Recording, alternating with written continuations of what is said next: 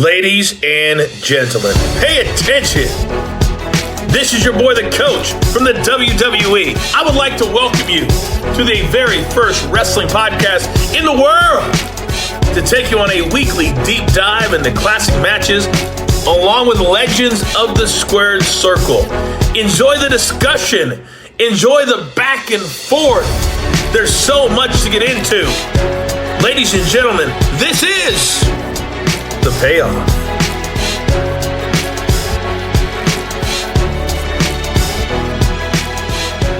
Welcome to an all-new episode of The Payoff. I'm Tom, that's Jeff. And before Kevin O'Leary, the real Mr. Wonderful was Paul Orndorff. And that's right. Who we're covering today. Paul Orndorff, Roddy Piper. I know this is a short match. How did this one hit your radar?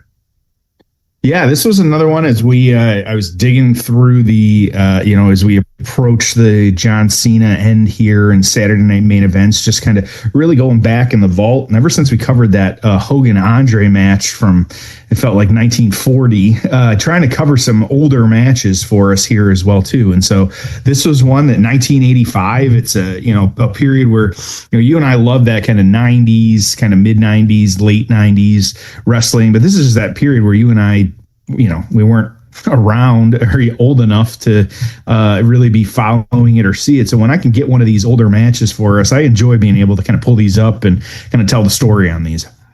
Agreed. Yeah, I'm looking forward to covering this one, though. It's a short match. We'll move fast and cover a lot. Let's go ahead and get into the build. Oh, it's time for the build. All right, so like you said, Saturday night's main event. This is the second ever Saturday night's main event. So we're going way back in the time machine here. And for at least now, these are on Peacock, but who knows what's going to happen. I don't think we know yet. So I forgot that these didn't air live. And maybe some of them did, some of them didn't. Mm-hmm. This one did not air live. It was taped on October 3rd and then aired on October 5th, 1985. We're in East Rutherford, New Jersey at the Brendan Byrne Arena, which it appears is now Meadowlands? Yeah, still around. Yeah, so this is the I didn't realize the Meadowlands was this old.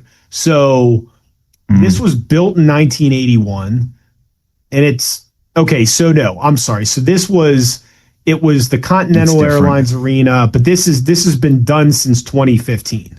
So this is no longer in service, but it was for a long time. All right. 8,000 in attendance. On television, we start off with your WWF champion Hulk Hogan retaining in a flag match against Nikolai Volkov in 5 minutes. Uncle Elmer is going to defeat Jerry Valiant in 12 seconds. Then the match we're covering. Following that, we had a tag match of Andre the Giant and Tony Atlas defeating King Kong Bundy and Big John Studd by DQ. Your babyface Andre the Giant. And then the Dream Team, Brutus Beefcake, Greg Valentine, your tag team champions are going to retain in 3 minutes against Lanny Poffo and Tony Gurria. So we start off with the main event, if you will, and kind of work backwards. But that's how these shows were at the time. They wanted to start them off with a bang on NBC. So I know we've got a lot of moving pieces here. This is the fallout from WrestleMania 1. How did we get to this match? Yeah, like you said, so this taking place early October 1985. But yeah, we're going to go back to March, the end of March 1985 at the first ever WrestleMania. Of course, we had these two in this match today, teaming up actually at the time to take on Hulk Hogan and Mr. T. You had Orndorff was pinned, but Piper and Bob Orton blamed him for the loss. And so they ended up turning on him as the heels at this point. Are becoming more that defined heel, and then Orndorff really kind of turning babyface after this WrestleMania show taking place, which is when the feud then began with both Roddy Piper and Bob Orton. So they really kind of positioned him as this heroic figure opposing Piper and like him and both Piper's like just kind of antics or however you want to look at it, but then also his anti-Hogan agenda. And so, and Orndorff kind of being on that side, the Mr. Wonderful, all that. So, on the flip side, so, they had a little bit of back and forth throughout this, but this is really kind of when you got this kind of match of them taking on each other, and there wasn't as much. There weren't as many opportunities. There wasn't 2 weekly shows or 4 weekly shows, whatever we're dealing with right now. But to point out here, this was only the second ever, like we said, Saturday night main event, which was them getting into primetime TV. It was a grudge match because it had been going on for as long as it was. So that's how they had been promoting it on TV. I need to go back and try and find like some of the commercials for some of these. I can't imagine like this Saturday, like, from New Jersey, or, check out Wrestling's Greatest Superstars, like just the, you can hear that kind of voiceover in your head. And so, but like I said, they had some altercations, some kind of, beatdowns and stuff on WWE Championship or, Championship Wrestling, Piper's Pit segments. And so there was some back and forth, but this match was kind of the culmination of really a lot of that WrestleMania 1 fallout and what was happening. So, and there's still a little to come after that, but for now, this is that we're going to get this brief match in Saturday Night Main Event. I'm looking forward to this, man. I love these shows. They were fast moving. I'm assuming the crowd's going to be really hot, so we'll check in on the audio. We are at the 27-minute mark of this show. The whole show's an hour and 4 minutes. I'm assuming this was 90 minutes on air. So are you ready to cover this one? Yeah, I got this pulled up. Let's do this one. Brief one, but I'm ready. Me too, man. This is going to be a lot of fun. Let's get into the payoff. Ho! It's time for the payoff. We're back in the Meadowlands for the most bitter personal dispute in professional wrestling. Roddy Piper and Paul Orndorff going at it already. There you go. It's the classic trading fisticuffs. Yep. Keep your eye out for Bobby the Brain Heenan also. So Orndorff and Piper. Crowd definitely into it. Former friends, good friends, better enemies. Yep. All right, so we are off and running. Paul Orndorff's last professional wrestling match, according to CageMatch.net, is a 10-man tag match in 2000 in WCW. Okay. An elimination tag team match. Big Vito, Disco Inferno, Juventud, Paul Orndorff, and Rey Mysterio Jr. against Chuck Palumbo, Johnny the Bull, Mark Jindrak, Reno, and Sean O'Hare. And that's the first match that we had on record since 1995 when he participated in the World War III Battle Royal. Quite the pairing there. That's he wrestled. That's one way to go out. Yeah, how about that? Yeah, these guys just kind of beating each other down on the mat at this point. There's not a whole lot of, not very technical at this point. Highest rated match on record. Now, remember, we don't have a lot of his matches on record, but right. I'll give you 2 of them. Dustin Rhodes, Flying Brian, and Sting against Paul Orndorff, Rick Rude, and Steve Austin. And that was that like 94, this like, and we've covered some of these matches, but I'd say like this golden era of WCW work rate where, I mean, these guys, all those guys could go. Like people forget how good Steve Austin was in that era. And I mean, the wrestling, the actual in-ring wrestling in WCW was light years ahead of what most of was happening in the WWF. I mean, I know you had like Bret Hart and Shawn Michaels is coming up, but absolutely. Chair on his back. They got a little table there they're hitting into. I mean, this is getting a little wild here. This is not a traditional WWE table, too. I want to be clear. That is just a ringside table. Yeah. I mean, this is hot, man. This is good. Yep. Paul Orndorff, star running back in Tampa, University of Tampa, drafted in the 12th round by the New Orleans Saints, but cut in training camp. I don't know what he did after that, but 3 years later, he trained for professional wrestling and started off in Mid-South. And 7 years later, he gets his big break in the WWF. Why do you think, because everybody loves Piper, he's great, why is he not on as many wrestlers kind of Mount Rushmores? How come you just don't hear his name in that mix very often? Jeff, that's actually a great question. And I'm guilty of that too, because I hear certain people that I respect, like in the wrestling media, that'll talk about Roddy Piper. And I'm like, I just didn't. He pretty much was retired by WrestleMania 3, which would have been like 1987, I believe. So he was just done a little bit earlier.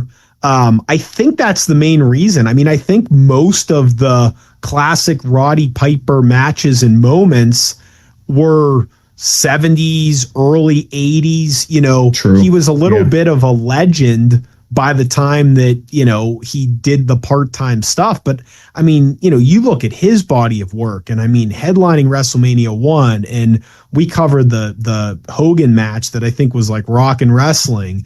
And I mean, people still talk about the backyard brawl, and you know, he came back to WCW and beat Hulk Hogan in the height of the NWO. And I mean, look at this. Like, you didn't see a lot of this. I mean, they're just brawling up the stage. You just didn't see this stuff. Look at this.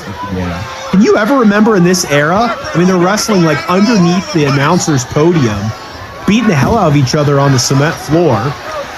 Vince and Jesse are selling it. They're kind of watching them, yeah. They're all the way in the back at this. I think the ref just got hit too. Look at this. Fink is in the ring. Orndorff still going at Piper, trying to get that dressing room.